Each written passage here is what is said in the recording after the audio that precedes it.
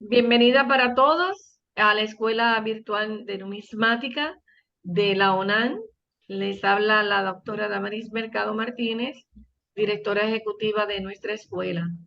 Esperamos que todos en este momento podamos tener nuestra mente, nuestro corazón para recibir todos los mensajes que tengamos en esta tarde y sobre todo nuestra clase con el compañero Daniel. En estos momentos, don Carlos Torres Gandolfi, nuestro fundador, tiene unas palabras para todos.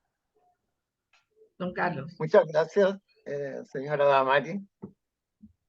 Lo que yo quiero señalar en realidad es los resultados de la reunión del 4 de este mes, que justamente vamos a tener una reunión anual, todos los ejecutivos de UNA.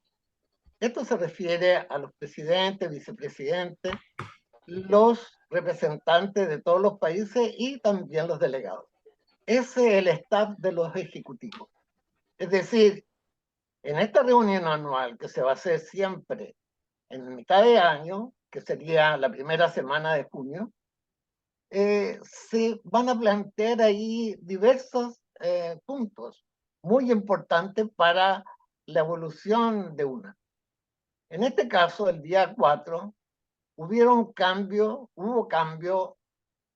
en algunos cargos. Por ejemplo, se aceptó el que dejara el cargo de administración de UNAN a don Juan Sánchez Vera. Y él tomó el cargo, se le asignó el cargo de vicepresidente del Polo Atlántico, como suplente, porque viene a suplir a la señora Mabel Petito Ross. Ella aceptó y ella va a ingresar al grupo de reedición de libros que UNAN hace. Ya llevamos 3 libros que hemos reeditado, uno que ya está en poder de muchas bibliotecas, y hay un segundo y un tercero que también lo tenemos listo y que no lo hemos activado. Y vamos a hacer un cuarto posiblemente, pero ese es de larga data. Entonces, el señor Juan Sánchez Vera, desde hoy oficialmente va a tomar el cargo de vicepresidente del Polo Atlántico para ayudar a don Arturo Villagra, que es el presidente.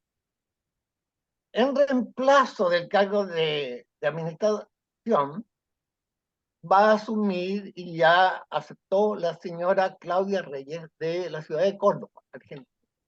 Entonces, desde este momento yo le agradezco, señora Claudia, y oficialmente usted va a recibir un certificado, un diploma, todas las cosas que lo acredito, pero vamos a tener que hacerlo con un tiempo más porque tenemos que aprobar cuáles van a ser los diplomas que van a ser oficialmente aprobados en una reunión próxima y en muy poco tiempo más, de cuáles van a ser los diplomas oficiales que va a emitir UNA. ¿Ya? Enseguida agradezco también absolutamente a don Juan Sánchez Vera por la magnífica labor que él ha realizado. En el otro cargo que yo tengo que agradecer a Pablo Moya Mascaró, que fue el presidente titular del Polo Pacífico. En ese cargo he asumido yo como presidente titular del Polo Pacífico. Hay una tarea que es bastante grande porque resulta que con Colombia no hemos podido concretar alguna línea de comunicación viable. Entonces ahí hay un trabajo que tenemos que realizar. Enseguida, el cargo de delegado que yo era el que yo tenía, porque yo dejé el cargo de promotor ejecutivo y Jonathan Moscoso asumió ese cargo. En este momento, él es el titular como promotor ejecutivo de UNA. En el caso de don Carlos Armijo de Chile, que hacía como suplente del cargo de presidente de Paulo Moya, porque tengo que contar que Paulo Moya, por razones muy personales, en realidad estuvo muy alejado de uno. Por esa razón se tuvo que hacer ese cambio y yo agradezco a Pablo de toda la disposición que él tuvo hacia nosotros. Y eso sería en definitiva. Pero también quiero dar una buena noticia. Uno de nuestros colaboradores y antiguos socios activos, el señor eh, Andrés Padilla, ha sido nombrado. Y yo quiero que hoy hagamos un agradecimiento y felicitarlo porque él va a ser el segundo representante de Brasil. Él escribió un libro muy destacado que lo hemos puesto en la revista y entonces yo quiero agradecer al señor Padilla de haber aceptado la nominación y eso. En realidad, para mí es grato tener a la señora Claudia, es grato tener a todos ustedes que tienen también algunos cargos. Y bueno, y necesitamos colaboración en dos cosas, en crear una persona que haga la difusión y otra persona que se dedique a apoyar a la parte de la revista en cuanto a la distribución. Creo yo que los representantes van a recibir la revista off the record, de tal manera que ellos van a tener la revista para distribuirla dentro de los socios activos del país. No va a ser una difusión de inmediato de la revista, sino que va a ser después de una semana, para así tener la primicia. Y después de una semana, 15 días, va a ser para todo el mundo. No vamos a dejar de que la gente tenga, pero vamos a privilegiar el cargo de representante de cada país para darle la posibilidad también de accionar cosas y estar en contacto con los socios. Es decir, porque en realidad Argentina es grande, Brasil es grande, imagínense México, y también después Estados Unidos se llega a integrarse. Entonces al menos vamos a tener dos representantes por cada país de estos grandes países como son estos que yo he nombrado. Eso sería, ahora yo dejo la palabra a Jonathan y después a Juan, que yo creo que ellos tendrán que decir algunas palabras. Muchas gracias.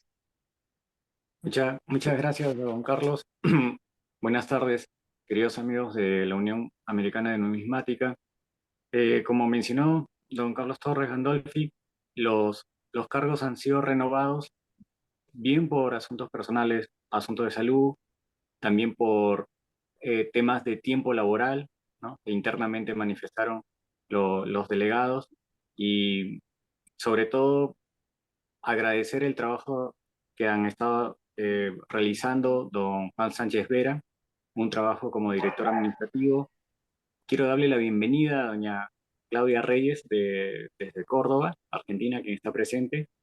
Ella ya forma parte de una comisión que es la revisión de la revista, eh, que nos toma más o menos una semana estar revisando, corrigiendo y todo, y bueno, esto se le va a sumar un poco más de labor y esperamos que lo desarrolle perfectamente como ella trabaja. También agradecer al señor Pablo Moya Moscardo por su labor en estos últimos años en el Polo Pacífico, desde Chile. Espero que nos esté viendo. Desde aquí, Pablo, un fuerte abrazo, que mejoren los asuntos de salud que tiene en la familia. Y bueno, a don Carlos, miembro activo y muy colaborador, darle la bienvenida en esta actividad del Pacífico, en el Polo Pacífico, y Gracias. al señor eh, André Padilla, quien es un autor del libro Numismática Bíblica, que salió hace unos meses en portugués. Darle la bienvenida como representante en Brasil también. Con todos ellos, que es unos cargos, una extensión de cargos y de activación en Sudamérica, que para UNAM le favorece notablemente porque en Brasil no hay mucha actividad. Todos esperan que en algún momento salga la revista en portugués, que es realmente un tema que lo estamos desarrollando porque faltan colaboradores en el tema de traducción. Y bueno, con todos ellos estamos comenzando una nueva etapa este año, ese solsticio, ¿no? En este 24 que ayer se cumplió, y agradecerles y vamos a continuar trabajando por una. Muchísimas gracias.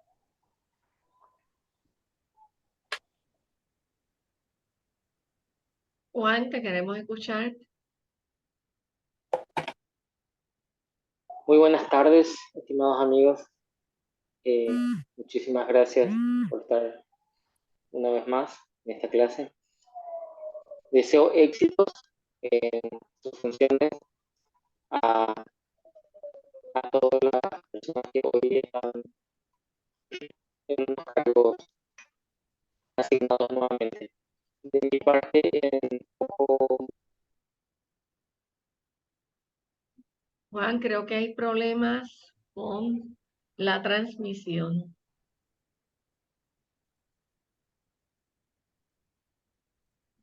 Para cerrar esta parte, pero don Carlos Torres Gandolfi, si usted tiene algo que decir para continuar entonces con la escuela. Bueno, creo que con Juan hemos perdido la comunicación, Sí. parece claro eso, y usted puede seguir con Aquí bienvenida estoy. a don Daniel. Ah, ahí está Juan. Ok. Sí, estoy con el internet que se corta.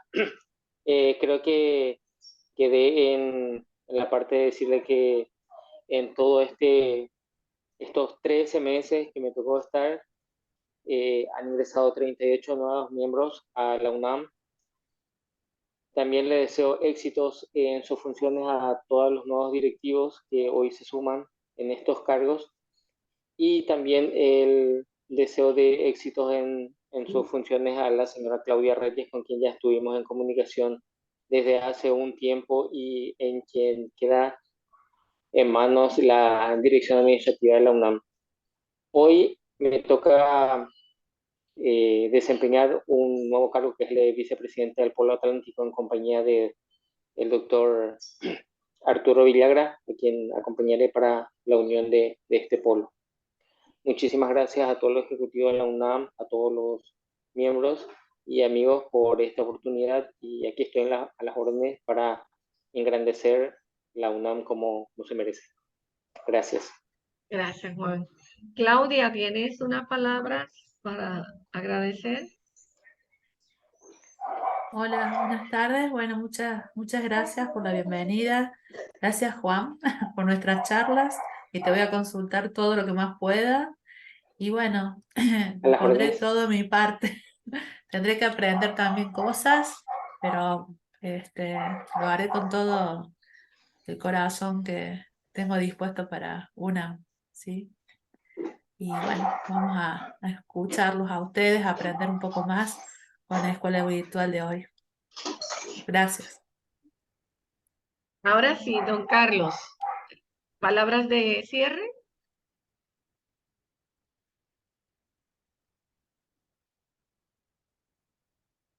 Don Carlos Torres Gandolfi.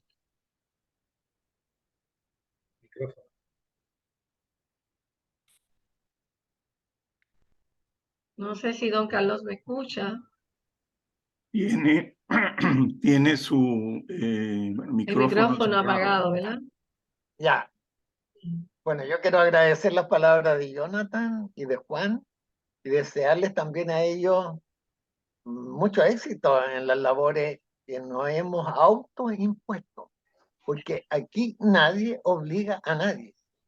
Todo lo hacemos por cariño y actuamos de buena fe. Esos son los principios fundamentales que nos rigen.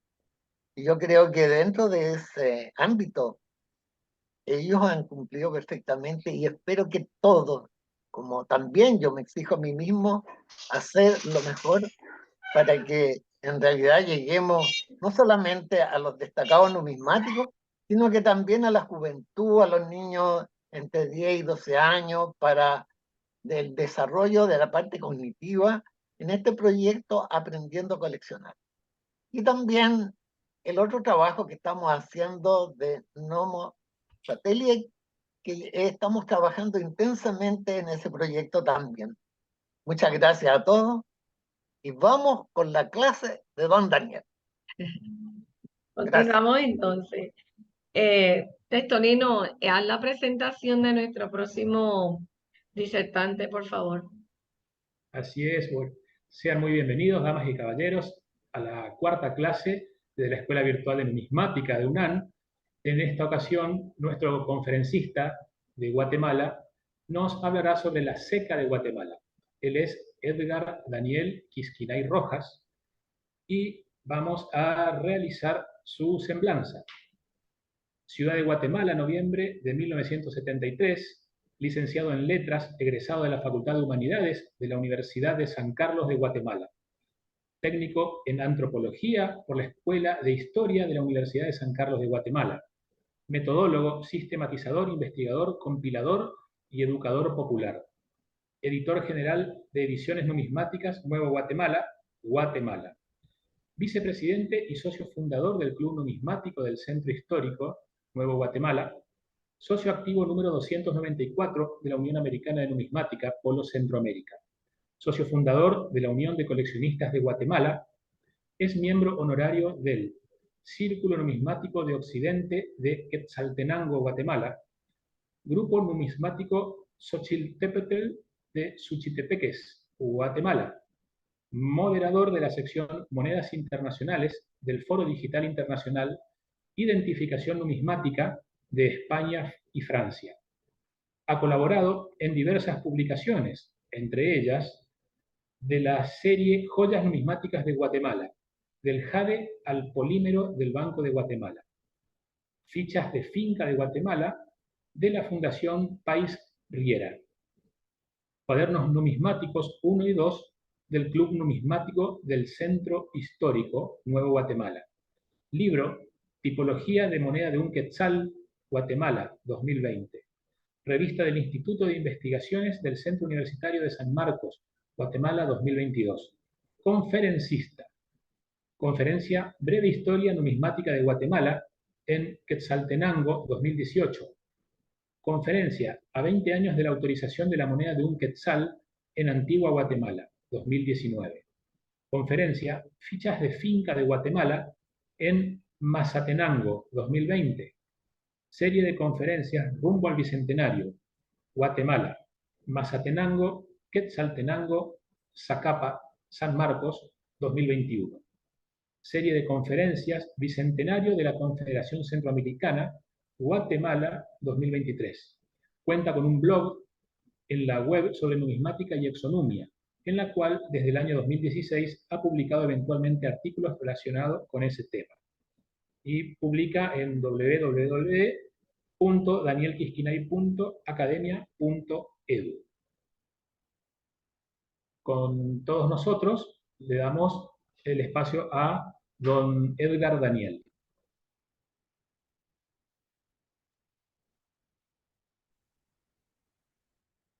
Buenas tardes desde la ciudad de Guatemala. Le quiero dar un agradecimiento especial a Orlando Renato Testolino, porque a través de él logramos también hacer el contacto para poder tener esta oportunidad y poder estar aquí junto a ustedes y poder compartir la charla de esta tarde. También a las y los compañeros del Pueblo Centroamérica, a Indira, al maestro Roberto Jovel, a Álvaro Cordón, que no se encuentra en este momento porque también está cumpliendo con otras funciones. Hoy es día de elecciones generales en Ciudad de Guatemala. Se elige presidente de la República, se eligen diputados al Congreso y alcaldes. O sea que es un día en el que Álvaro, por ser parte del Tribunal Supremo Electoral, ha de estar bastante ocupado. Entonces estamos en un día bastante clave para Guatemala. Esperamos que todo vaya de la mejor forma. Y pues la charla del día de hoy tiene como nombre La Seca de Guatemala. Es una introducción muy breve en la que quisiera que platicáramos un poco, que pongo también para ustedes la posibilidad de que esta sea una plática bastante abierta. Pueden eh, participar conmigo en cualquier momento, que se detenga la charla, no tienen dudas, por favor. Si están en mis posibilidades para poder compartir con ustedes las respuestas. Entonces, si voy a compartir pantalla, si es posible.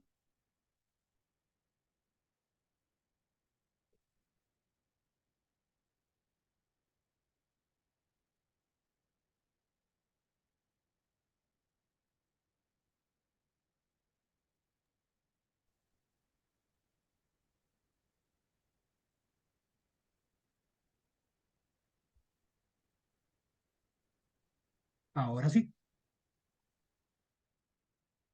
Pues eso les decía, para entrar de una vez en materia, la seca de Guatemala es una charla que hemos estado pensando desde hace mucho tiempo y que también tiene insumos de algunos elementos que espero poder convertir pronto en un texto, en un libro.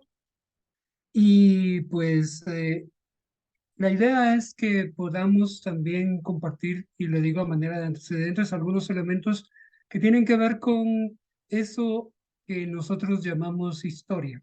En especial, hay que decir que la SECA de Guatemala recientemente cumplió 290 años de su fundación. Esto a pesar de que como Casa de Moneda de Guatemala no existe desde 1995. Guatemala desde ese año ya no cuenta con Casa de Moneda, sino que manda a acuñar sus monedas fuera del país. Pero fundada en 1733, cumplió 290 años, está ya pronta a cumplir 300 años de su fundación. Todavía falta un poco, pero esperemos poder estar vivos para poder ver y poder festejar de manera buena la fundación de los 300 años de la SECA guatemalteca. La historia de la SECA de Guatemala ha sido abordada de diferentes maneras por muchos autores, muchos de ellos incluso no son autores guatemaltecos. Tiene esa característica la SECA guatemalteca de que ha sido eh, estudiada y ha generado curiosidad para personas que no tienen nacionalidad guatemalteca, y entre ellos se puede mencionar a, a Kurt Prower de Brasil, a José Toribio Medina de Chile, y a muchos de ellos que han tenido también muchos datos, nos han dado muchos datos y nos han dado mucha investigación acerca de eso.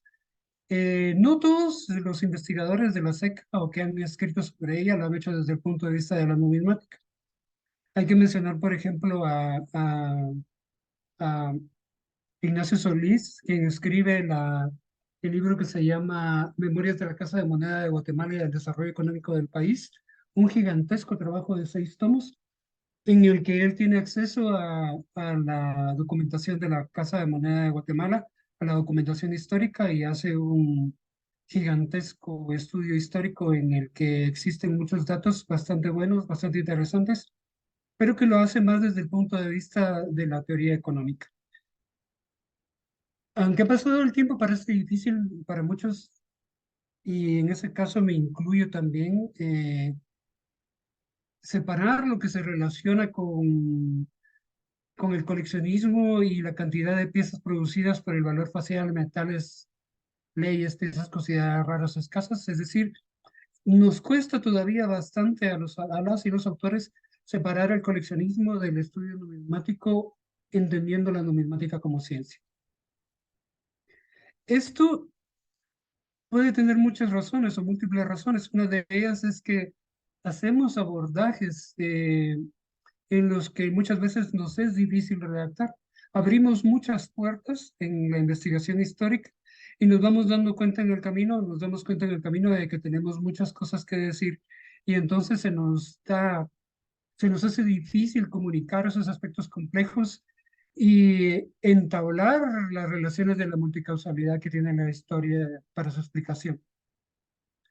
Multicausalidad entonces es como la palabra clave en este caso hacia la historia, y es como uno de los retos que tenemos también como personas que hacemos trabajo de investigación histórica. es una práctica muy común el hacer este tipo de narraciones en cuanto a la historia, y cambiar esa forma de narrar necesitaría de que nosotros, como autores y como lectores de historia también, pudiéramos entender esas características del tiempo histórico. Implicaría eso que domináramos el concepto de causalidad y que adquiriéramos conciencia de que la historia no se presenta como simples relaciones de causa y efecto, a diferencia de otras disciplinas científicas, en donde podemos saber que si agregamos calor a algo, a un líquido, este va a hervir a cierta temperatura, y es la causa y el efecto. En cambio, en historia tenemos ese problema de que no es necesariamente decir que la seca de Guatemala se fundó por razones económicas o por razones de falta de circulante la única causa de su fundación, sino que hay muchas, múltiples causas, esa multicausalidad está presente. Y poder narrarlo, poder decirlo, poder colocarlo en blanco y negro, poder colocarlo dentro de una presentación, poderlo colocar dentro de una conferencia, también es parte del reto de la multicausalidad. Anotemos también, y yo pienso también que es justo que no es solo, la numismática no es solo historia, que también tiene otros elementos, porque esos hechos históricos que podemos narrar dentro de la numismática tienen más de una causa y producen más de una consecuencia.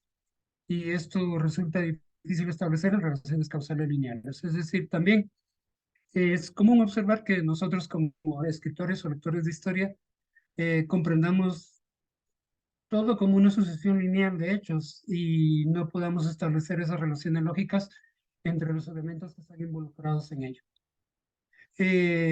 Nos es fácil, y de nuevo me incluyo, darle una estructura lineal de causa y efecto. Es decir, decimos eso, como les decía, la Casa de Moneda de Guatemala se fundó porque era necesario el emitir moneda porque había carencia de circulante. Y ahí ya tenemos una estructura lineal de causa y efecto.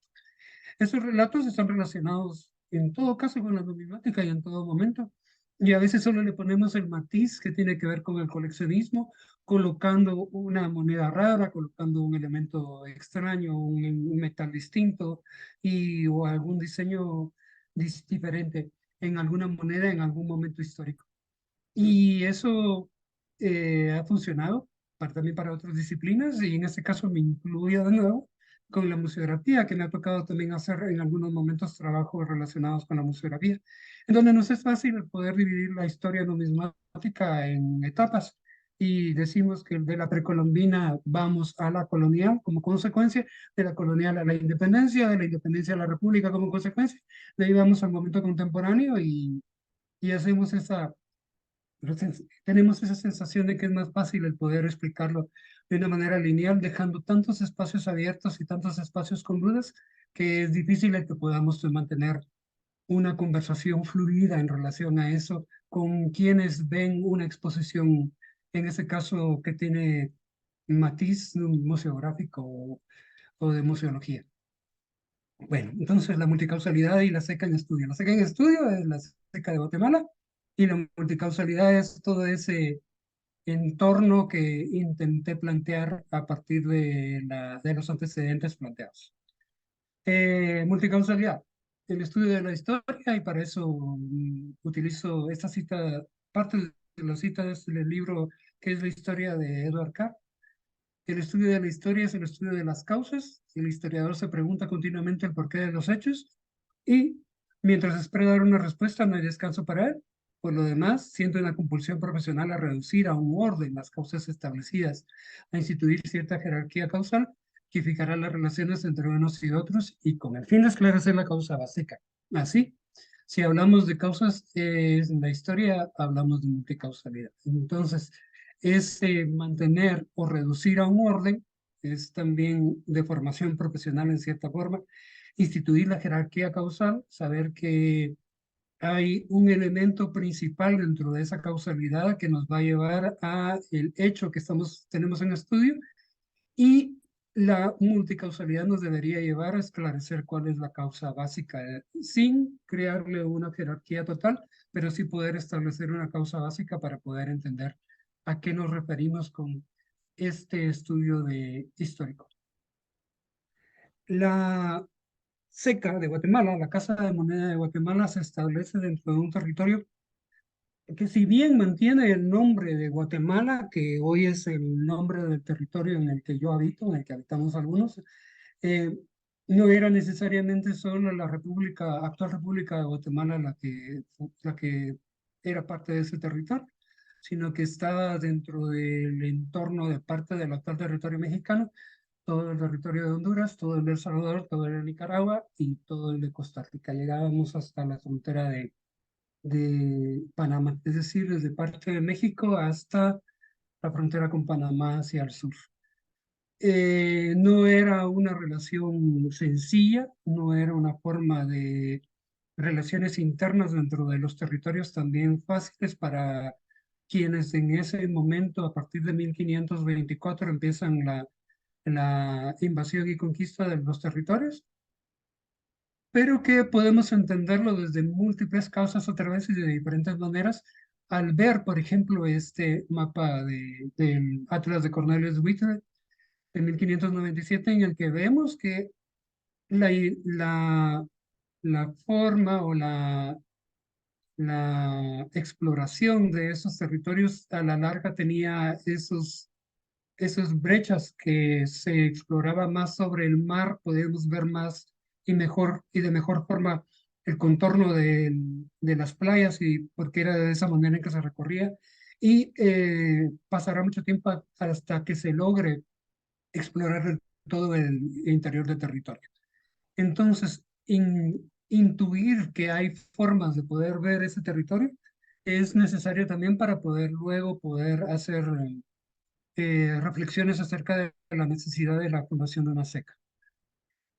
¿Cuáles eran algunos de los intereses de la constitución de casas de moneda en América? Pues eran múltiples, no podemos decir que era solo una. Estaba el interés que tenía la corona española, en la que buscaba un beneficio propio, y en el que buscaba no solo el beneficio de los territorios americanos, sino el beneficio también del territorio peninsular. Por eso también el llevar la riqueza desde América para allá y poder mantener ese control y ese orden. Se habla, y lo dicen muchos autores, que fundar casas de moneda en América significaba el darle en cierto grado una independencia, porque tenían la independencia económica al poder desde estos territorios manejar su economía. Entonces, la corona tiene que tener también ciertos intereses y ciertas formas de control para poder llegar a autorizar la constitución de casas de moneda en el territorio americano. Los españoles o hijos de españoles que viven en América van a tener también múltiples intereses para fundar esas casas de moneda. Esos intereses también tienen que ver con esa forma independiente y de explotación y de riqueza, que también era parte de ese por qué se habían movido desde sus territorios de la península hacia el territorio americano, en especial en el momento todavía de las guerras de conquista. El otro interés es el de los pobladores originarios, que van adaptándose a los requerimientos de la clase dominante, en este caso de los conquistadores e invasores, tanto desde el tributo como desde el que viene desde lo cultural, el adaptarse a esas costumbres propias y adaptarse a la cultura. Esos intereses también van a estar detrás de la constitución de casas de moneda, tal vez no en el caso de los pobladores originarios, no como actores totales en la fundación, pero sí como quienes se pueden beneficiar o van a ser explotados a través de la fundación de esas casas de moneda. Así, la pragmática de medida del campo, y nos vamos bastante tiempo atrás, en 1497, recién descubierto el territorio americano, define para bien y para mal muchos de los caminos que se tomarán en relación a las secas indianas o a las secas americanas. La fundación de la Casa de Moneda de México, en ese caso, se convierte en un parteaguas, y lo es para la seca guatemalteca, como veremos a continuación.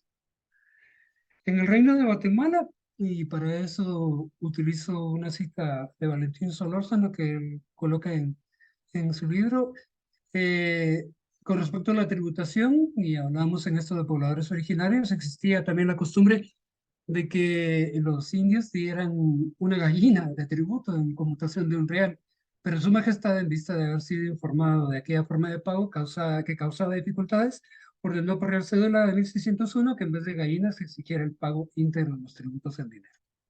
Entendamos que la conquista o invasión a la parte guatemalteca empieza en 1524 y se va con una expansión constante hacia el sur, llegando hasta la conquista de los territorios de Costa Rica.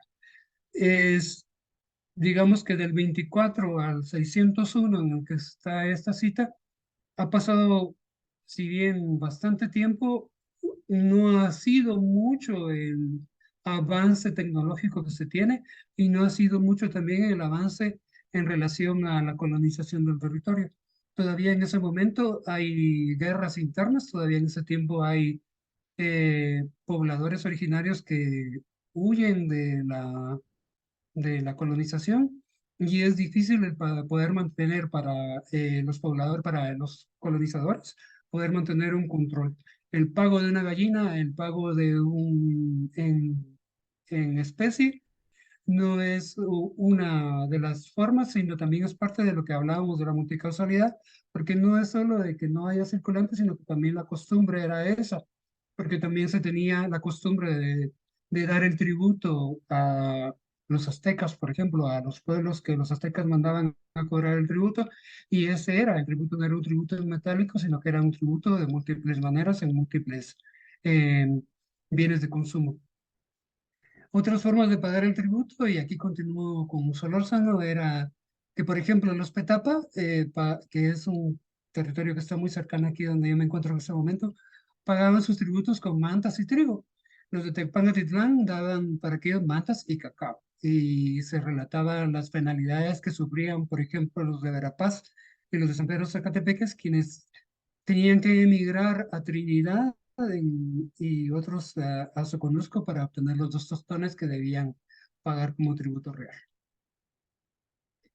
En ese mismo momento empieza, casi justo y junto con la colonización, empieza la explotación de los minerales. En ese caso, Solís, en su historia de la Casa de Moneda de Guatemala, ya anota que en el reino de Guatemala, en Guatemala habían 11 minas de oro y 14 minas de plata. En El Salvador habían 6 de oro y 3 de plata.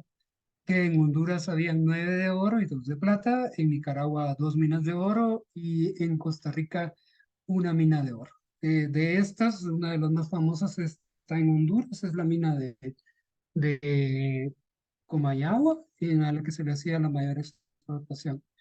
Ahora imaginemos que me faltaba una, que era la de Chiapas. En Chiapas, que era también parte del territorio guatemalteco, había 2 minas de oro. Para aprovechar esas riquezas minerales, que eran, si la capital estaba en Ciudad de Guatemala, solo imaginemos el viaje que significaba poder hacer el beneficio de los metales desde Costa Rica para Ciudad de Guatemala, en el que existía la centralización del gobierno. Entonces, para aprovechar esas riquezas minerales y para poder tener un mejor control de su explotación, se fundan en América primero las cajas reales, que es la primera institución que se mantiene en ese caso para poder saber qué era lo que se explotaba y cómo se explotaba, y luego las casas de moneda. En el Reino de Guatemala funcionan las cajas reales y ahí se realiza la labor del ensayo de los metales, el oro y la plata, y el tintado también de esos metales, en especial el de la plata. Debido a la dificultad para trasladar los minerales, se fundan entonces las cajas reales en los territorios cercanos a las minas y en las cabeceras de los territorios. En ese caso, hay cajas reales en el actual San Salvador, en Tegucigalpa y en Olancho. Hay cajas reales en León, en Nicaragua, y cercanas también al territorio de Costa Rica. Al igual que hay cajas reales en Chiapas y en los territorios cercanos a Tabasco. La fundación de la Casa de Moneda de México, como decíamos, que es del Parteaguas, la de Santo Domingo y las de Perú, al territorio guatemalteco lo van a aliviar de la necesidad de circulante metálico.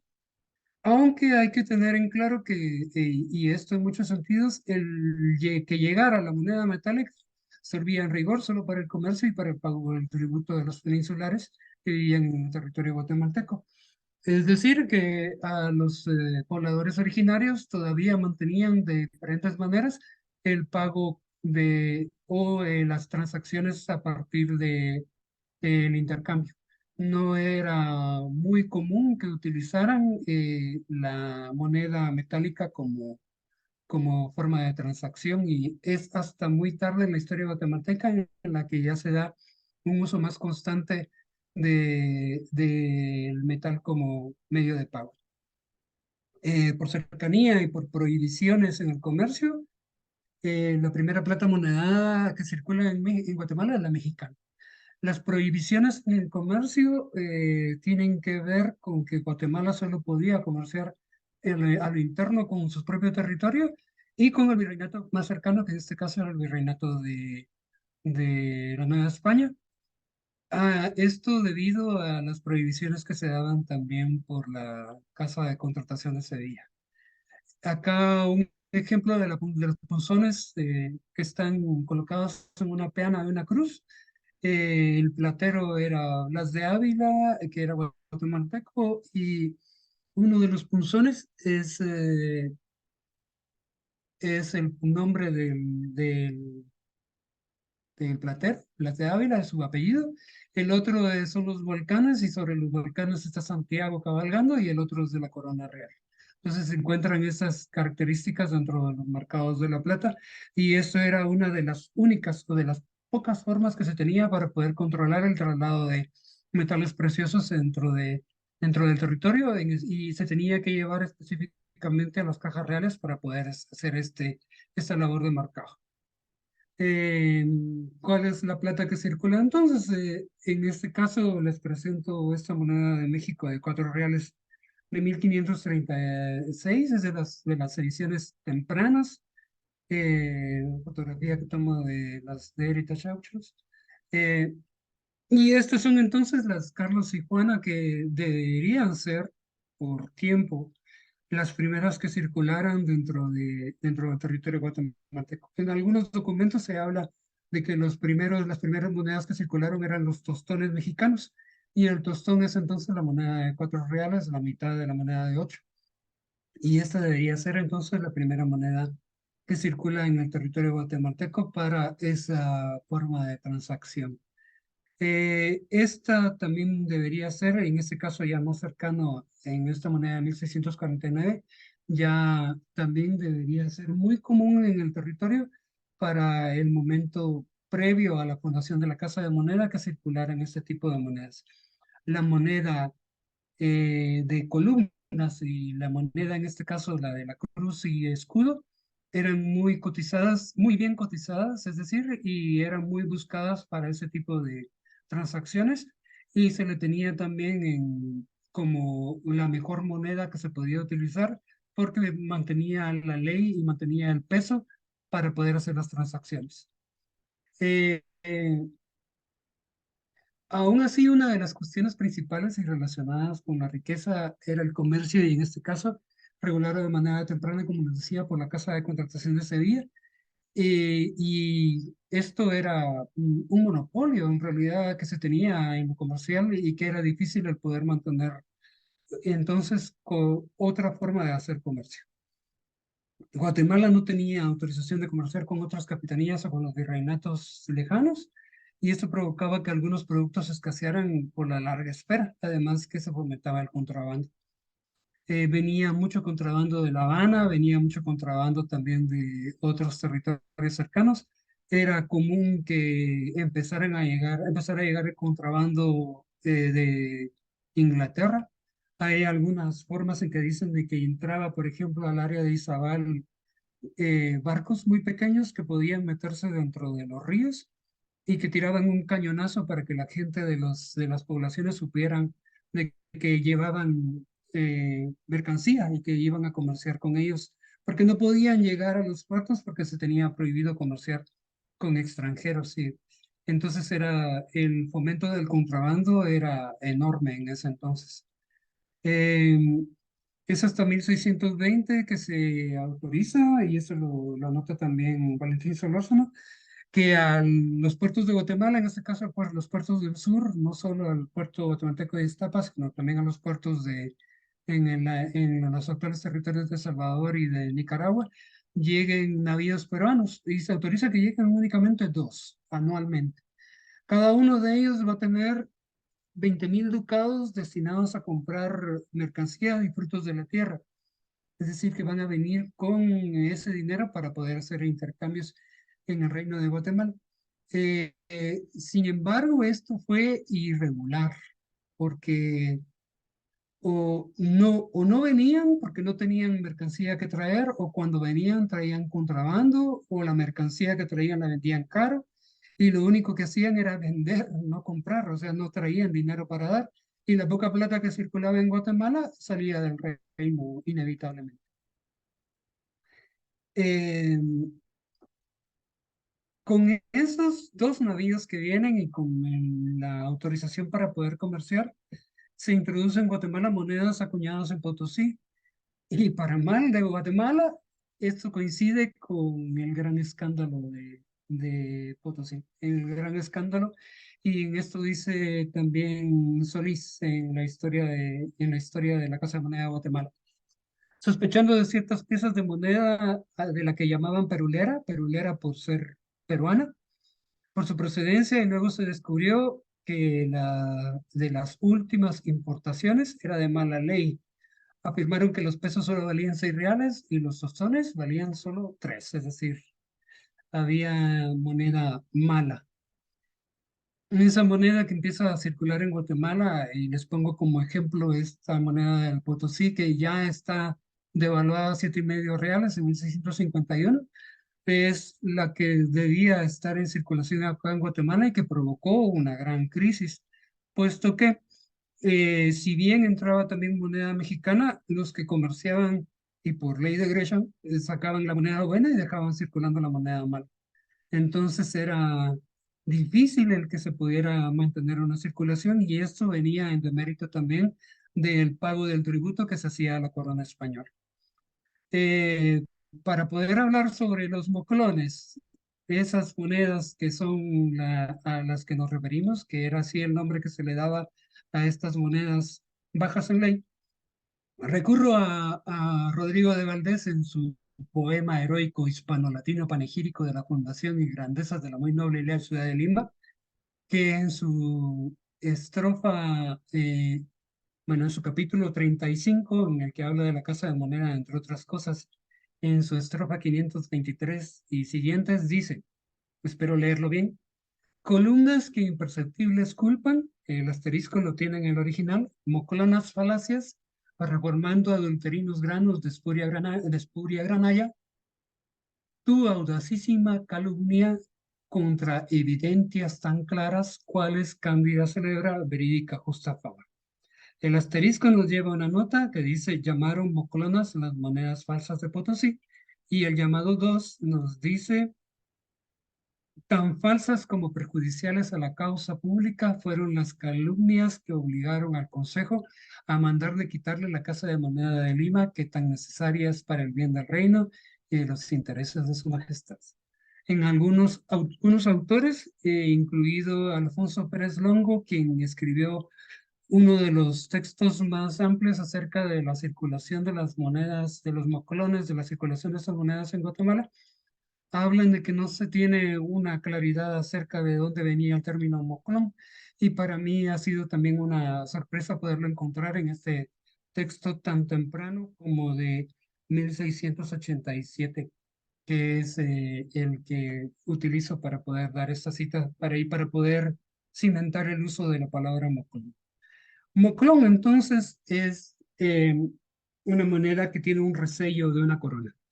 Y luego vamos, dice, en este caso, este texto lo tomo del Archivo General de Centroamérica, del expediente 38.942.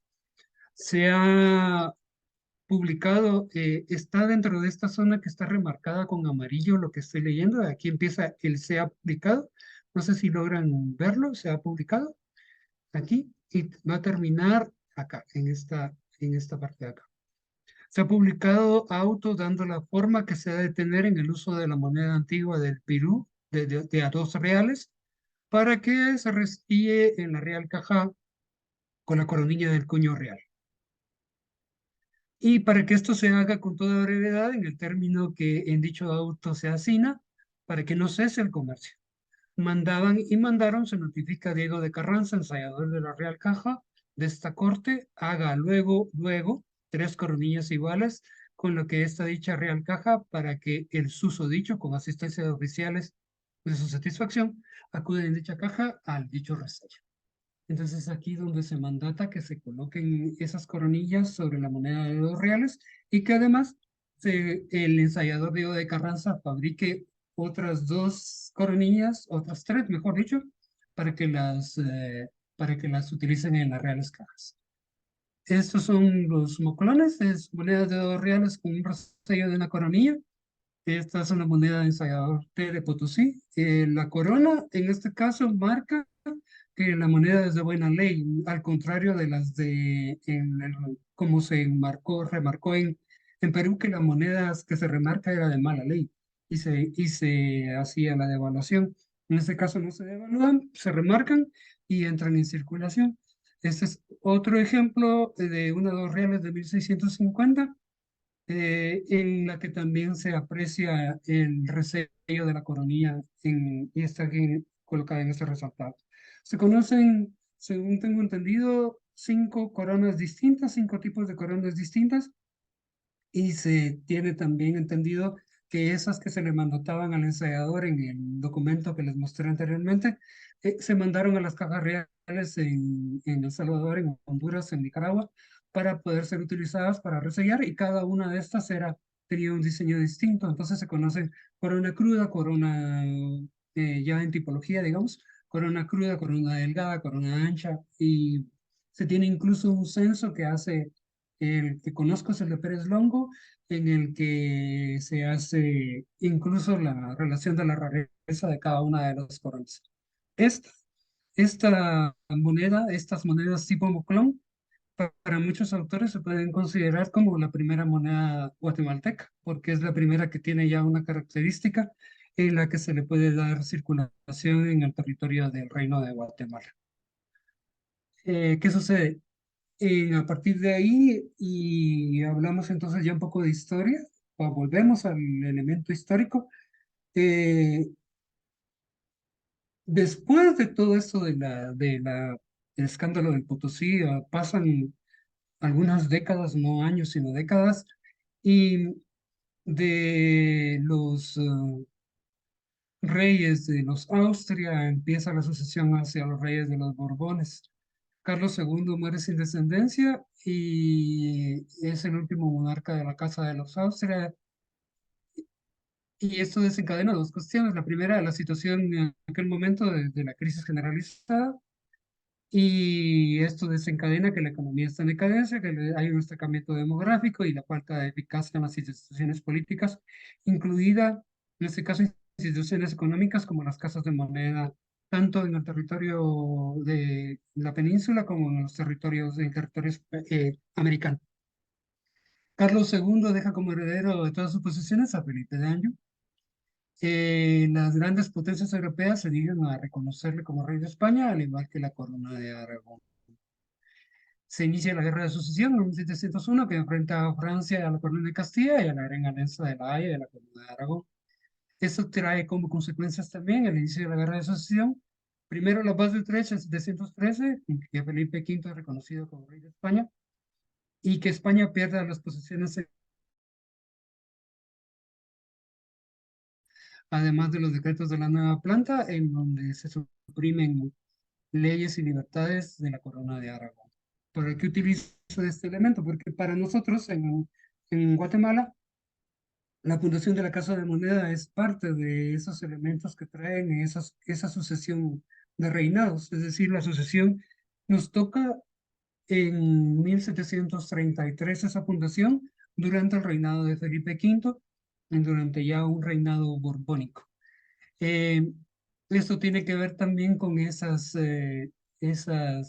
leyes, en este caso las ordenanzas, que la primera será para junio de 1728, en la que Felipe V dictó en Madrid la ordenanza sobre la ley, peso, estampa y otras circunstancias con las que se debe elaborar la moneda de oro y plata de las casas de moneda. Y es en esa ordenanza en donde aparece la moneda Mundos y Mares, la moneda que va a circular a partir de ese momento, que ya tiene características distintas y en la que ya tiene incluso elementos de seguridad. La columnaria, la famosa columnaria, va a aparecer entonces a partir de ese decreto de junio del 728. Para julio del 730, que es la que le muestro la portada en este caso en este lado, se presenta la ordenanza donde se regula ya lo relacionado con los operarios de la Casa de Moneda, porque muchos de ellos estaban todavía regulados por lo que venía todavía de Medina del Campo, es decir, todavía se compraban y vendían los puestos, todavía se heredaban y se tenía toda esta parte en la que había un cierto grado de descontrol sobre los operarios de la Casa de Moneda y cuáles eran sus cargos y sus obligaciones a lo interno. Acá les presento una parte de este texto de la ordenanza del 16 de julio del 30, en la que se hace mención acerca de cuáles van a ser los operarios de la Casa de Moneda, los ministros oficiales y operarios siguientes.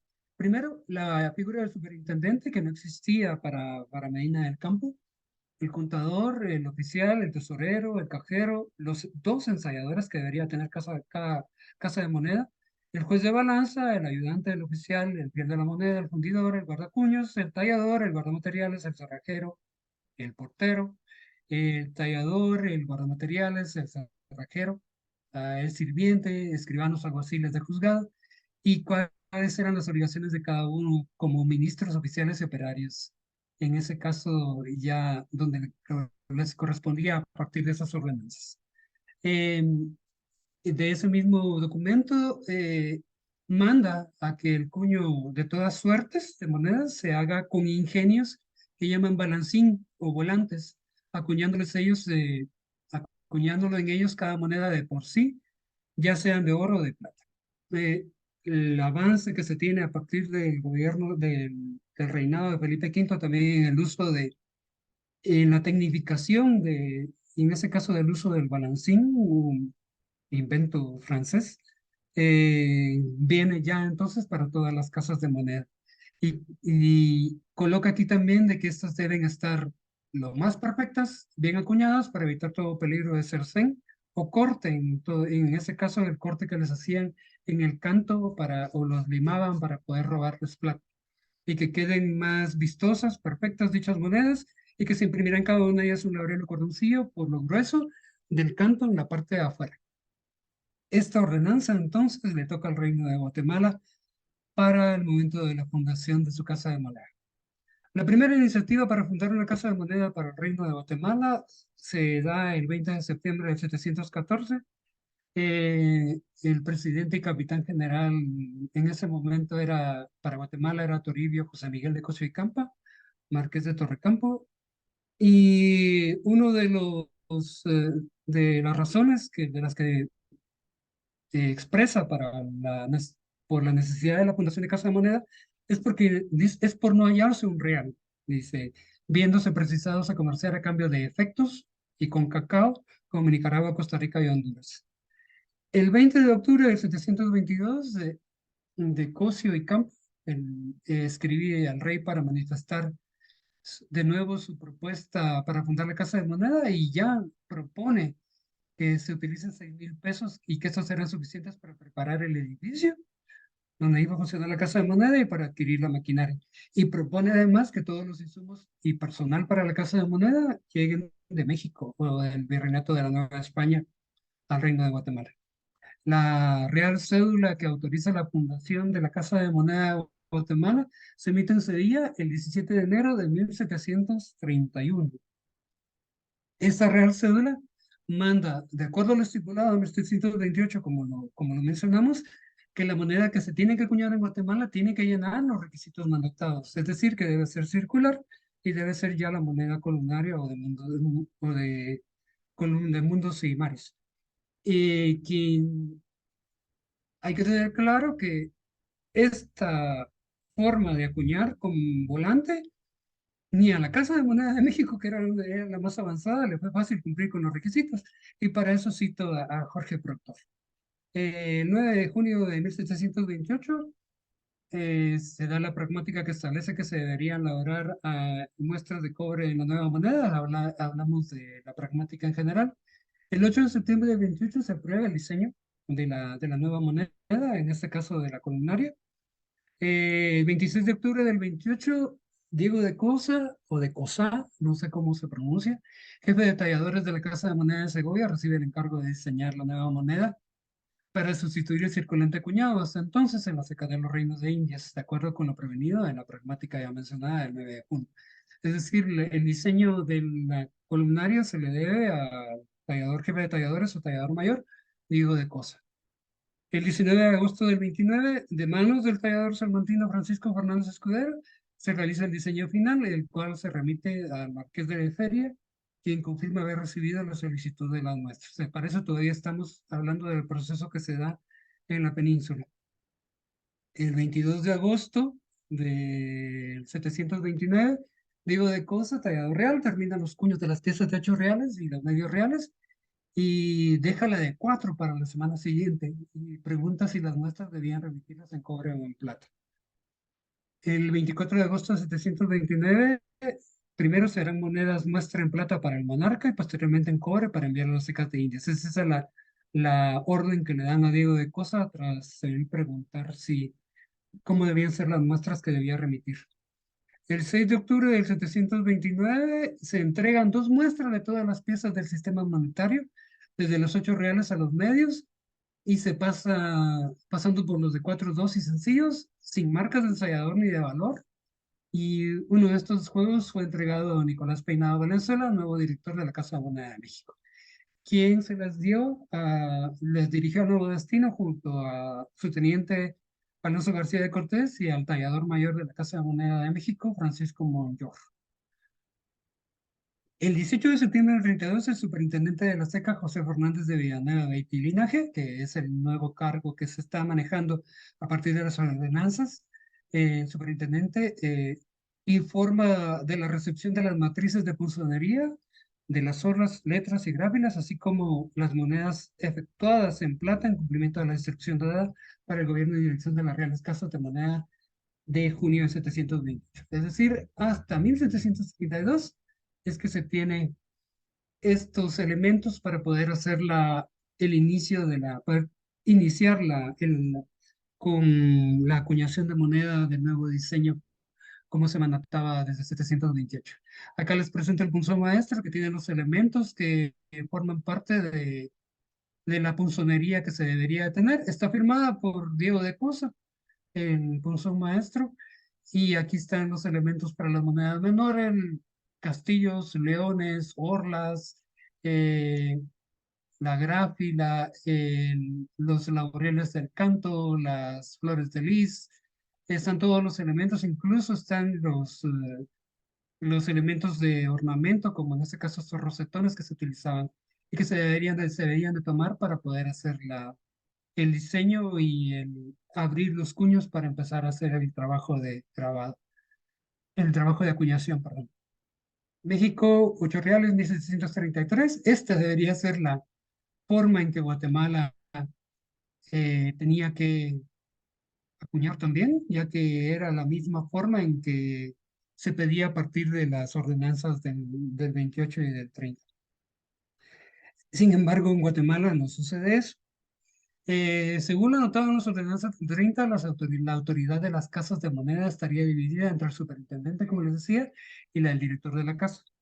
Uno de los puestos clave, el del ensayador mayor, era de los que estaban sujetos a compra y venta según se mantenía por Medina del Campo. Y para el año de las primeras ediciones redondas columnarias, en este caso en la Casa de Moneda de México, uno de los ensayadores era Manuel León, quien firma con la M en este caso, y que era parte de la familia del mismo apellido, que ya ostentaba ese cargo con título de tenientes, porque el cargo de ensayador lo tenían los hermanos de la Orden de los Carmelitas. Ellos eran los dueños del cargo de ensayador para México y contrataban a tenientes, y en este caso durante mucho tiempo los tenientes fueron los de la familia de León, en especial los hijos de José de León. Para el momento de la fundación de la Casa Y esto se los dejo porque, perdón que regrese, pero este detalle nos va a servir para poder entender algunos elementos de lo que viene a continuación. Bueno, para el momento de la fundación de la Casa de Moneda de Guatemala era virrey de Nueva España, Juan de Acuña, marqués de Casafuerte. A él se le instruye para que consulte a la SECA de México y para que se le pida que coopere con la nueva fábrica de moneda en Guatemala. Y la respuesta y dictamen la da el superintendente de la SECA mexicana, José Fernández de Villanueva de Linaje. El presidente y capitán general para ese momento era Antonio Pedro de Echeverría Subirá, y él es el quien recibe la notificación de la Nueva España relacionadas con la autorización para el nuevo cuño. El informe de Beitia y Linaje especifica que la SECA de Guatemala no podrá cumplir con lo anotado en las ordenanzas del 30, sobre todo porque los recursos para fundarla debían de provenir primero de las cajas reales, es decir, primero se debía hacer la explotación minera, llevar ese dinero a las cajas reales y que las cajas reales lo llevaran para poder tener el dinero para poder empezar a hacer tener el funcionamiento. Además de que las cajas reales deberían de pedir que se suspendiera la explotación minera primero y con los metales que estaban ya en las cajas, poder empezar con la acuñación. Por tanto, no se podría instalar una casa de moneda con todos los implementos, sobre todo no con un balancín o con volante o con tórculos o con hileras. Y eso debía plantearse, esta casa de moneda nueva debía plantearse para que funcionara con martillo y tijera. Y así lo menciona Beitia y Linaje, Villanueva, Beitia y Linaje en su reporte. El virrey entonces, en orden del 24 de julio del 32, manda que se preparen los cuños para que se lleven a Guatemala y ordena que Francisco Monyor, tallador mayor de México, abra los cuños para Guatemala y que estos sean las pilas y torqueles y que procure que sean más gruesos porque no se van a utilizar con volante o con balancín, sino que se van a utilizar con martillo a la manera antigua. Incluso México utiliza durante mucho tiempo, durante algún tiempo, hasta 34 incluso, el martillo para poder acuñar, porque todavía se tiene que afinar el uso del balancín o del volante. El superintendente Villanueva propone como director de nuevo cuño al bachiller José Eustaquio de León, parte de la familia León, y que era presbítero domiciliar del Arzobispado de México. Una de las condiciones para que de León, José Eustaquio, venga como director de la casa, es que se le conceda una prebenda eclesiástica cuando termina el servicio de instalar la SECA de Guatemala. Es decir, no se espera que él se quede mucho tiempo como director, sino que la instale porque, según dice también Villanueva, Beitia y Linaje, es el que mejores cualidades tiene para poder instalar una casa de moneda y que tiene también capacidades no solo como director, sino que también él sabe mucho acerca de los elementos que tienen que ver con el ensayo de la moneda. Esto por provenir de una familia de ensayadores. Menciona que también que, por tanto, por ser presbítero domiciliar, Eustaquio de León tiene impedimentos por su estado sacerdotal. Indica que entonces él puede llevar a Guatemala una persona secular de su satisfacción que le sirva como teniente suyo, obligado a responder a cualquier error y falta de ley, en este caso para que tenga el cargo de ensayador mayor. Entonces, todavía utilizan elementos que vienen de Medina del Campo, porque el tenientazgo ya ha sido abolido a partir de 1728, pero se le da todavía la cualidad de teniente, de poder elegir un teniente a José Eustaquio de León. El virrey le concede el cargo a José Eustaquio de León y él lleva consigo como teniente ensayador a su sobrino, a José de León y Sosa. Este es el escudo de la familia de León para 1721, esa familia de ensayadores, que es la que nos va a acompañar como parte de la fundación de la Casa de Moneda de Guatemala. Aquí les presento la firma de José Eustaquio de León en el legajo 4621 del Archivo General de Centroamérica y la distinción de la firma de José de León y Sosa en el legajo 7 del folio 109 del Archivo General de Centroamérica. Se tuvo durante algún tiempo, ya no se tiene afortunadamente, y hay ya muchos autores que lo han logrado diferenciar. Se creía que era la misma persona, Eustaquio de León y José de León y Sosa, pero se ha logrado diferenciar que se tiene a dos personas distintas. Incluso José Eustaquio de León fallece aquí en Guatemala, digo, José de León y Sosa fallece aquí en Guatemala, se casa aquí en Guatemala, tiene familia, y en cambio José Eustaquio de León sí regresa a México en algún momento. Eh, Aquí les presento parte del compendio de la historia de la ciudad de Guatemala, escrito por Domingo de Juárez.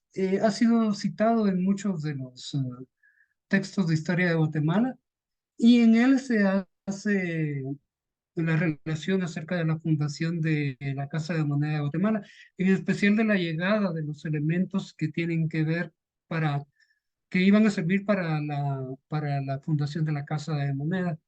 Eh, Dice que el director era el bachiller don José, don José de León, el director de la Casa de Moneda y otros oficiales que llegaron, que ellos llevaban ya los cajones que depositaron en las cajas reales, en ellos ya iban los punzones, cuños y troqueles. La fiesta que se da para poder recibirlos en el traslado desde de la ciudad al Valle de la Virgen, donde se construye el Real Palacio, como estaba en la antigua Guatemala, es decir, también hay una relación de el traslado de la Casa de Moneda de Guatemala. Esta empieza a funcionar en marzo de 1733 y las acuñaciones son, en general, las que nosotros aquí en Guatemala llamamos macacos, que también pueden tener la característica de macuquinas, por ser estas acuñadas a martillo.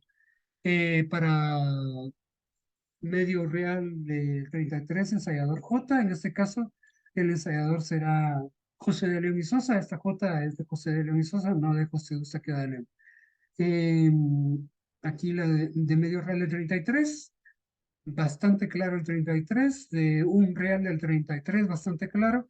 En este caso, en las monedas guatemaltecas se divide cuáles son los elementos que sí se ven. Se buscan bastante en las que tengan los datos lo más completo posible. Del 33 de 2 reales, y que esa tiene muchísimos mejores y más claros los datos. No encontré una fotografía de una 4 reales del 33, así que les presento una del 35, en la que sí se mantiene la G de Guatemala como seca, la J del ensayador también bastante presente. Si se dan cuenta, en todas mantienen el diseño de la columnaria, no así la forma orbicular que se mandaba desde 1728. Y esta 8 reales de 39, que también mantiene esas características de la columnaria, pero no así la necesidad de obtener forma redonda. Un escudo de Guatemala que puede estar fechado entre ese periodo de los 30, que era parte de la colección de Richard Stuart, porque también se acuñó moneda de oro. Y la 8 escudos de 1733, que es así, tiene bastante claro en el dato del 33. Una cosa interesante de estas monedas de oro es que sí tienen cordoncillo al canto, ¿no? Y que están acuñadas de la manera lo más cercano a una moneda redonda. Y pues hay otros elementos como por ejemplo la las acuñaciones que se conocen de algunas monedas redondas, el 33, echadas 33, pero que son escasas o únicas, en el caso, por ejemplo, de la 8 reales del 33, que es una moneda única, que acaba de ser presentada en uno de los libros acerca de la Casa de Moneda de Guatemala, editado por la Fundación País Riera, con autoría de Carlos Jara. También hay monedas de 4 reales redondas, también de plata, y creo que de medio real también, de moneda redonda. Ha sido tal vez muy rápido, espero que haya llenado las expectativas. Yo les agradezco muchísimo que me hayan tenido la paciencia de escucharme. Acá les dejo mi número de contacto, mi correo electrónico y también la dirección de academia.edu, donde eventualmente, cuando da el tiempo, cuando dan las ganas, cuando podemos hacerlo, publico algunos textos relacionados a la historia de la moneda de Guatemala. Y les agradezco mucho. Muchísimas gracias, Edgar, Daniel. Damos un aplauso por esta presentación. Y ahora queremos escuchar si alguien tiene algún comentario, alguna pregunta para Daniel. Tengo un comentario. En el catálogo de Audio Calico de España viene una fotografía de una moneda redonda de 8 reales de 1733 CKG. Sí, es lo que les mencionaba, que es la moneda que les digo que es parte de la colección País Riera, según tengo entendido, y que se ha publicado hace poco. No se tienen datos claros acerca de las primeras emisiones. Entiendo de que deberían ser como monedas de muestra o monedas que se utilizaron para circulación, pero no, yo por no tener datos mayores, no me atrevo a opinar acerca de estas monedas redondas del 33. Gracias. ¿Algún otro comentario o pregunta? Yo, José Rafael, Rafael. me sorprende que Guatemala no tenga una casa de moneda en estos tiempos. ¿Y cómo Guatemala respalda ese dinero o esas monedas que mandan a hacer al extranjero?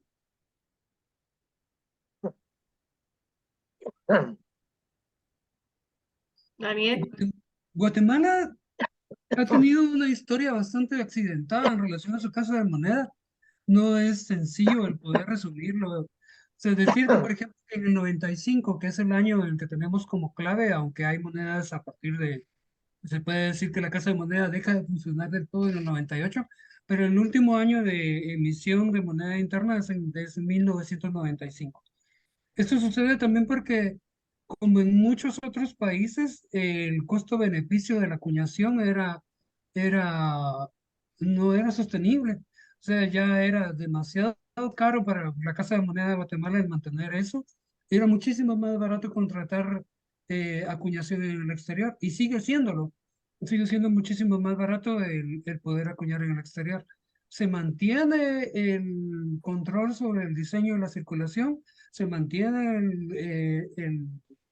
el Producto Interno Bruto como parte de las regulaciones para poder saber cuánto se puede o no se puede acuñar, pero en realidad Guatemala ya no, hace tiempo, por eso mismo de costo-beneficio, dejó de acuñar moneda. No sé si eso responde la pregunta.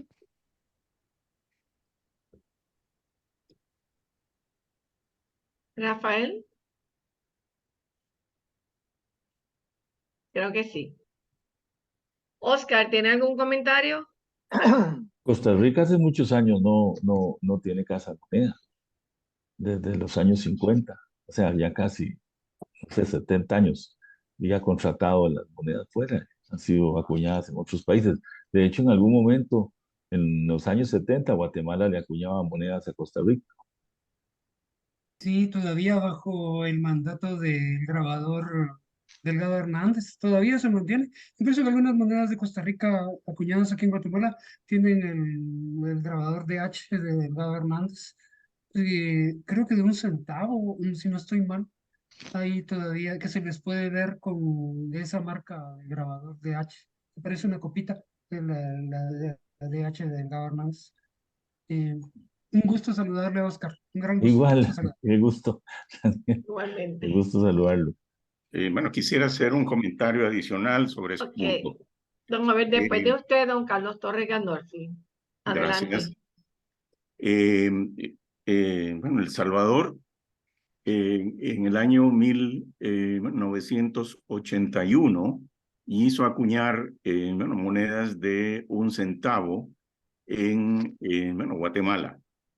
Esas monedas pueden, reconocerse porque lleva las siglas de su grabador, que esa combinación de una D con una H, si uno gira esto en 90 grados, esto aparece como una copita. Y eso es por lo que uno puede bueno, reconocer esos centavos salvadoreños acuñados en bueno, Guatemala. Muy bien. Y Costa Rica no acuñó de un centavo, la última que hizo fue en 1874. No sé entonces cuál será, pero sí mantiene, creo que sí es como dice el maestro Jovel, también de Delgado Hernández, también es de ese momento. Delgado Hernández es el grabador de la Casa de Moneda de Guatemala desde los 77, 78 más o menos. Él es el grabador en ese tiempo. Es incluso uno de los últimos mencionados como grabador en el libro de Historia Numismática de Guatemala de Kurt Prower, para la edición del 73. Entonces sí tiene que ser anterior Delgado Hernández en ese tiempo. Él es uno de los encargados de hacer el traslado de Casa de Moneda de aquí del centro de la ciudad de Guatemala hacia la nueva fábrica que estaba en el sur de la ciudad, en la avenida de Petapa, y es el lugar en donde se cierran el funcionamiento de Casa de Moneda. Don Carlos. Daniel, Carlos pues una Torres cosa. Gandolfi pidió la oportunidad antes. Bien. Yo La quería, próxima entonces puedo hacer una Y la consulta. próxima, claro que sí. Bueno, gracias. Gracias, Claudia. yo quería felicitar a don Daniel por su acabado trabajo. Ujú. Y hay una cosa curiosa y rara e interesante a la vez, cuando él habla de un medio de pago y entra ahí las gallinas. ¿Por qué razón eran tan importantes las gallinas? Y resulta que las gallinas son depredadoras de pepas de oro. Entonces resulta que los perros cuidaban las gallinas y las personas sacaban del buche pepitas de oro. Entonces resulta que las gallinas eran una forma de acceder al oro y saber los lugares donde había una concentración de oro.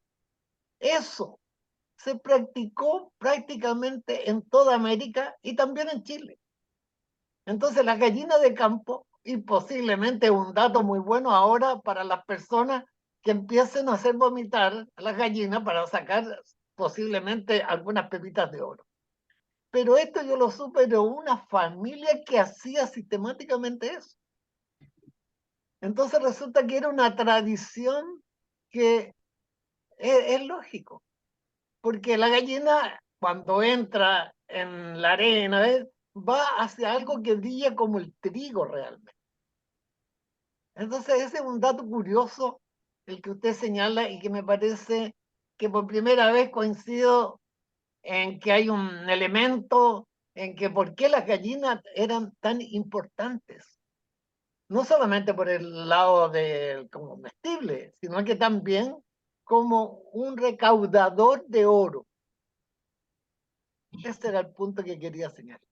Muchísimas gracias. Lo tomaremos en cuenta también como parte para hacer esos análisis, porque a veces parece que tiene igual la multicausalidad, parece que tiene una sola forma de poder tener una sola lectura, la lectura esta del intercambio de la gallina, pero al final puede tener también otros elementos que pueden ser utilizados para poder mezclarlos e interrelacionar. Muchas gracias, maestro. Bien, Claudia. Sí, era simplemente una inquietud. Cuando él mostró la imagen del punzón maestro de Diego de Cosa, ¿tiene idea de las dimensiones de esa pieza? Dice que está en el acervo de la Casa de Moneda de México. Sí, según tengo, Me pareció exquisito, como una especie de diccionario artístico. tiene aproximadamente 10 centímetros de ancho y de alto. No. Es una pila, está exhibida. Qué Está exhibida. hermoso. No conozco la casa, pero No, bueno, alguna vez podré está o llegarme. estaba, no sé si está exhibida todavía, Mm. pero es parte de ese acervo.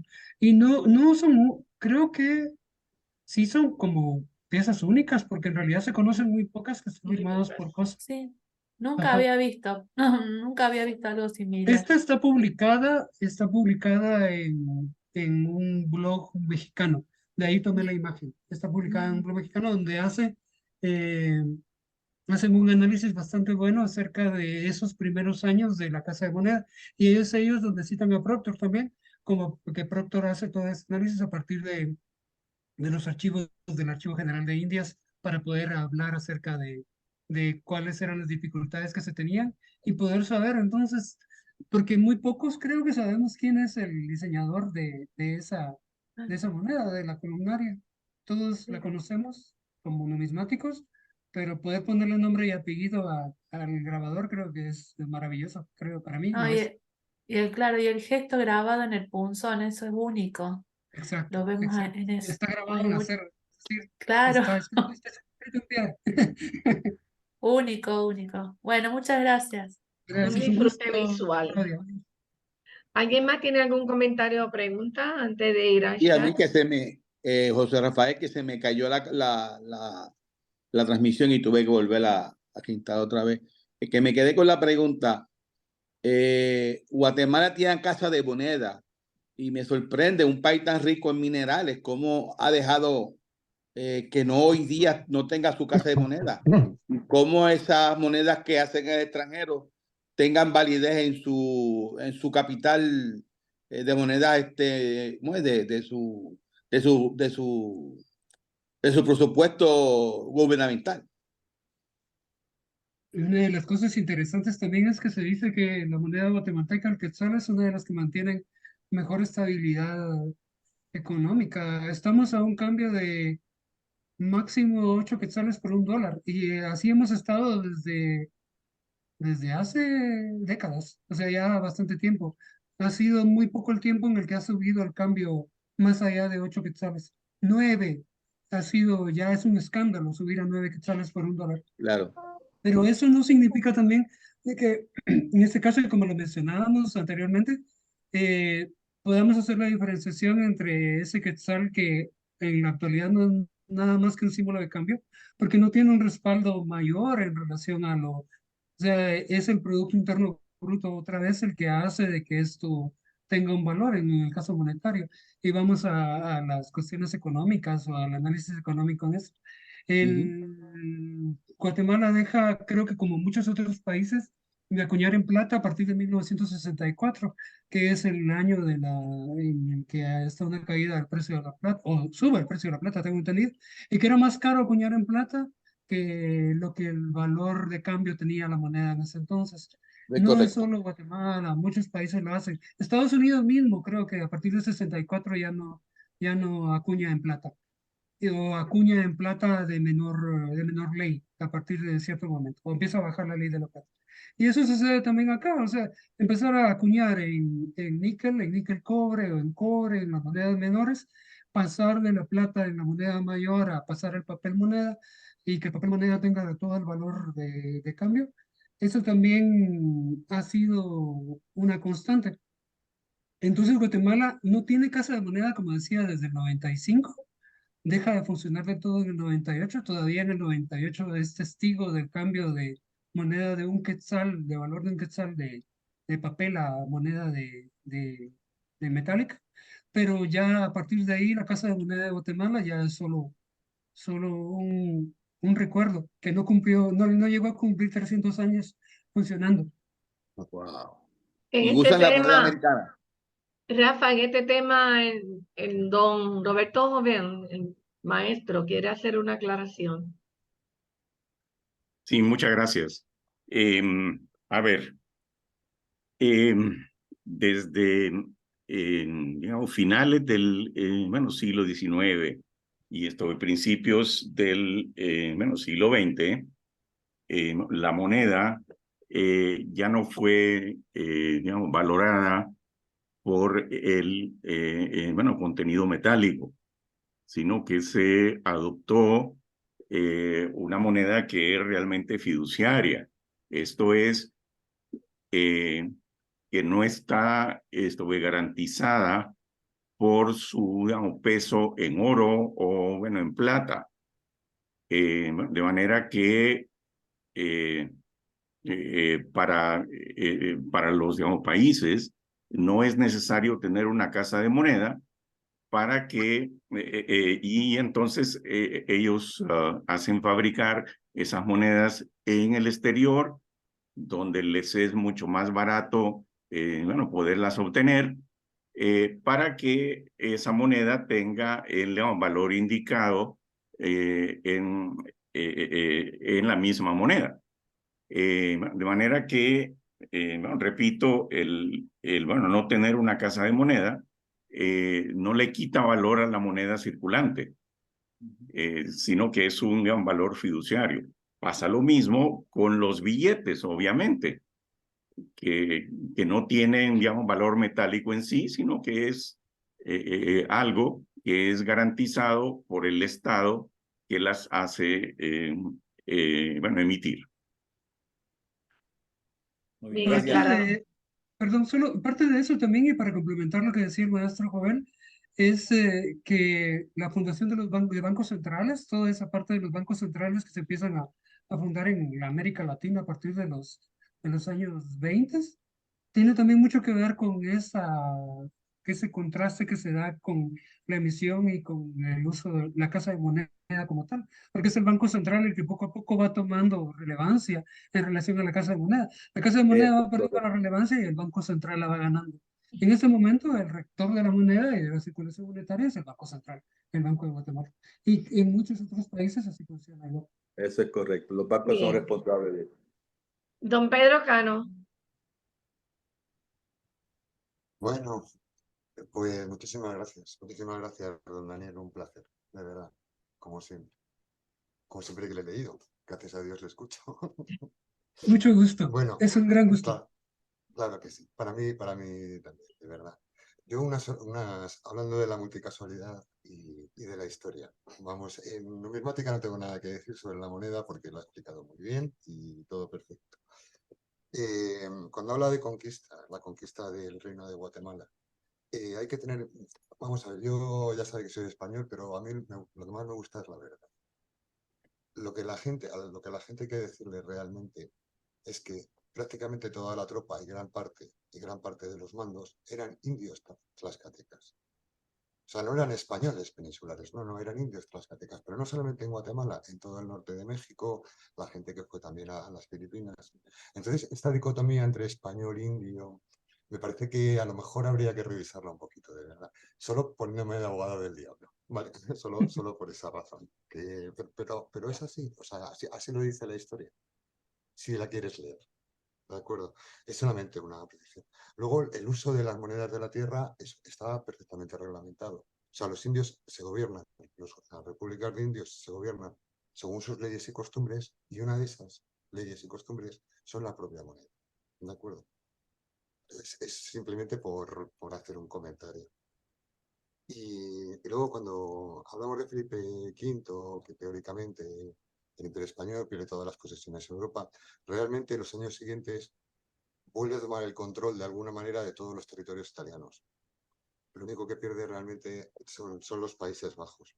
¿De acuerdo? Y lo que estamos hablando de la Corona de Aragón es relativamente cierto. O sea, lo que se hace es que se suprimen las aduanas interiores, pierden parte de su legislación, conservan la legislación civil, la mercantil, todo lo demás, pero es muy importante también, en nuestro caso concreto, que siguen conservando también su moneda. La moneda propia de Aragón, Navarra, todas esas monedas siguen circulando hasta prácticamente el siglo XIX. Y nuevamente, don Daniel, un verdadero placer oírlo.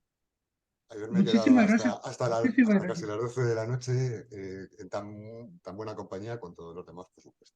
Muchas gracias por el esfuerzo también que hace. Yo también lo leo siempre. Le estoy siempre atento a sus publicaciones también en academia, en lo que hace también para UNAM. Le agradezco mucho también por sus comentarios.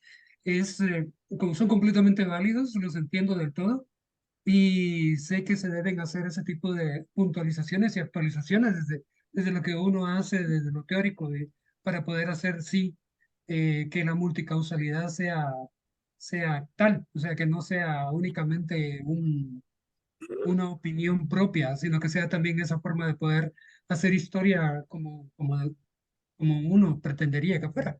Entonces, Claro. entiendo completamente y sí, tomo nota y hago uso de haré uso de sus acotaciones pronto, espero que sí. Muchas gracias. De verdad, un verdadero placer y aprovecho la ocasión para despedirme. De verdad, siempre un placer, siempre un placer. De verdad. Gracias. Muchísimas gracias a todos ustedes. Gracias, don Cano. Rafa, pero rapidito que vamos a darle oportunidad a otras personas. Dime. Rafael Maldonado. No, ya yo hablé. ¿Ya? Ok. Bien, ¿hay alguien más que tenga algún comentario o pregunta para Daniel? Porque quiero hacer eco de las palabras de Rodrigo Aguilar Cardoso. Queremos darle las gracias, ¿verdad?, por la interesante ponencia que ha hecho y realmente es un tema sumamente apasionante que nos falta muchísimo más por estudiar. Y ahora yo dejo al compañero de Solino que tiene los comentarios del chat. Sí, bueno, algo ya se estuvo leyendo, pero voy a retomar un poquito. Carlos Gallego, excelente exposición, Daniel, muchas gracias. Eris Noel Cabrera, de Honduras, muchas gracias, Daniel, excelente la presentación. Félix Achával, muchas gracias, Daniel, muy buena presentación. Sasha, excelente presentación. Manfred Morales, felicitaciones, Daniel, excelente presentación. También tenemos, bueno, don Roberto Jovel, que nos ha dicho de manera verbal sus acotaciones acerca de las gallinas. Rafael Echeverría también, muy buena, educativa. Hay un mensaje nuevo. Felicitaciones, dice Javier desde Uruguay, excelente. Y, bueno, don Pedro, que quería hacer el comentario. Y tenemos uno más de Elías, muchas gracias, aprendí mucho. Muy bien. Hemos hecho récord y historia en esta clase porque hemos tenido 33 personas y de ellas 11 de Puerto Rico, así que le doy las gracias por el apoyo. Testolino, hay unas instrucciones que darle a nuestros estudiantes y luego entonces la presentación de la certificación de don Daniel. Exactamente. Hoy, anteriormente no les había dicho, pero para la certificación de la asistencia de este curso se cuenta con un 60% a las mismas. Se va llevando nota de todos y cada uno de ellos. También queremos anunciar la próxima clase, la quinta, que va a ser el 30 de julio, que aquí también está uno de nuestros próximos disertantes, que es de Uruguay, que nos va a hablar sobre bancos privados del Uruguay en el siglo XIX y su papel moneda. También estuvo presente Indira Mendoza, que va a dar su clase en agosto.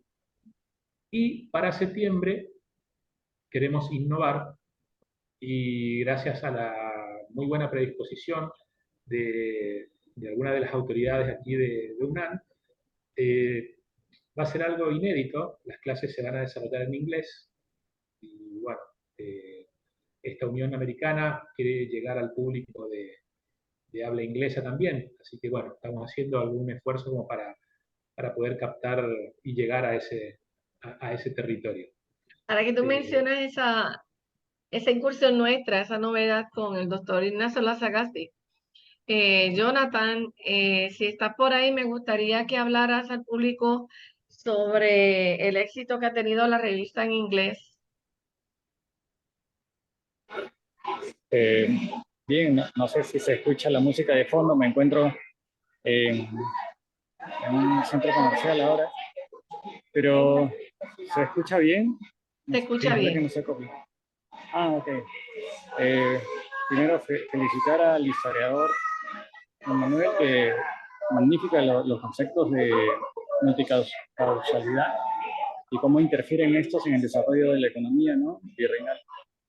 Y luego, respondiendo a lo que menciona doña Damaris, pues sí, la revista en solo 72 horas, que ha sido liberada para el modelo EPUB, que es la publicación electrónica, ha llegado a 22 países y a los 5 continentes, ¿no? Es interesante porque ha sido leída en más de la mitad. Hemos alcanzado con el cambio a idioma inglés, se ha llegado de, bueno, pues no salíamos mucho de Iberoamérica.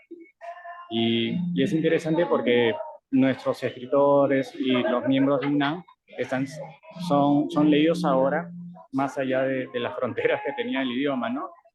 Con este cambio. Consideramos que sí, ha sido un éxito, porque es el primer número y ha sido bien recibido, muy revisado. Nos ha tomado como 6 meses desarrollar un poco la idea de las traducciones, ponernos de acuerdo en qué artículos presentar, la frecuencia, y esto es un poco también el cambio que se va a introducir en la próxima clase que menciona don Rolando, que es una clase en inglés, ¿no? De la Escuela UNAM de Numismática. Hay muy buenos augurios y los felicito a todos por formar parte de este equipo. Gracias, doña Damari, por liderar también la escuela.